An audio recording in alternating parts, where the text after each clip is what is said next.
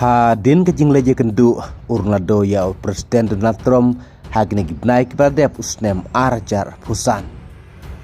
Henry mentah sai sinpat Presiden jongkari Amerika Donald Trump mentah ulah kot sengpa sai Lionel Messi haringkat ke tim entar Miami. Hakabakila yolat ban ya kendu ya Presiden Donald Trump haka White House nin kasni palai. Presiden Donald Trump ulah kot subhai ke tim entar Miami haka jelam jong Messi kum kapten pan ya kendu sa White House namar ke entar Miami. Kadai ke tim kelwa yora ya kan nam job haka MLS Cup usnem arajar pusan.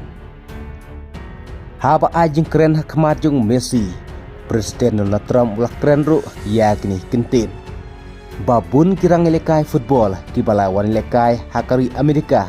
Watlah kilai lekai bah kata-kata dari kemyo kejeng job kumpa job Messi mentah. Hakaba Presiden Donald Trump lah yaro ru ya kejeng jit jong Messi ya ke Amerika kum kejekai lekai football hakini kisnem kiba mentah. Bat kebas ngau tamularu ke kejeng keren jong Presiden Donald Trump haba ulah keren hakmat kiba bun kirang lekai jong klub entar Miami kiba donlang hakajuk kejaka. Hakaba Presiden Donald Trump lah keliru yang kejeng keli pamana ba kamtebit kirang lekai hapdeng Messi bat upile. Henry Presiden Donald Trump uklem ong pamana ba kamtebit hapdeng Messi bat Ronaldo. Henry Presiden Donald Trump lah keren hidalade ba Messi kamtebit ban ya upile. Donald Trump udai Presiden ba sapo new jongkari Amerika. Kadba Messi pat la yokur sapu new tuligi trofi hakakar ke Jong-u. Hakabah nin kasni Presiden Donald Trump pat Messi kla yolat banyak kublai keti. Nang ta susu haba ajing keren Presiden Donald Trump la keren ru yakini kentin daga baul ong. Bagi Presiden ba mensua jongkari Amerika kin yolat kumbang yolat manga mentah pada ping subha ya kirang lekai football syakane ke White House kata kum ya Ronaldo bat kum juru mentah ya Messi.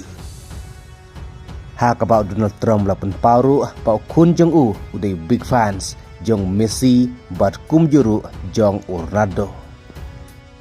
Bat ke wei pat ke bas ngau tamula bah khmat kirang lekai jong ke entar Miami hak jingdon lang jong Messi. Presiden Donald Trump pat ulah keren nyegni kentin da ke bawah ong baka IRGC kata sipa jong ke Iran ki deban pendem white no hakane kapor lim kumta kin samat ya bun ki jingsya penyap hak sipa jong ke Israel bat ke Amerika. Nang tau Donald Trump ulah keren ru hakmat jong Messi bat kirang leka jong ke entar Miami da ke bawah ong pau watla Messi sngotu yaktin pareng. Henry ulah rekhi bat kemen kumbas ngotu kum Ronaldo. Hakaba Donald Trump la yolar punya kendu ya kini ki arngut kirang lekai ba kesai tam hakane ke juga ba menta kata ya Ronaldo bat kum juru menta ya Messi. Kuplay sibut.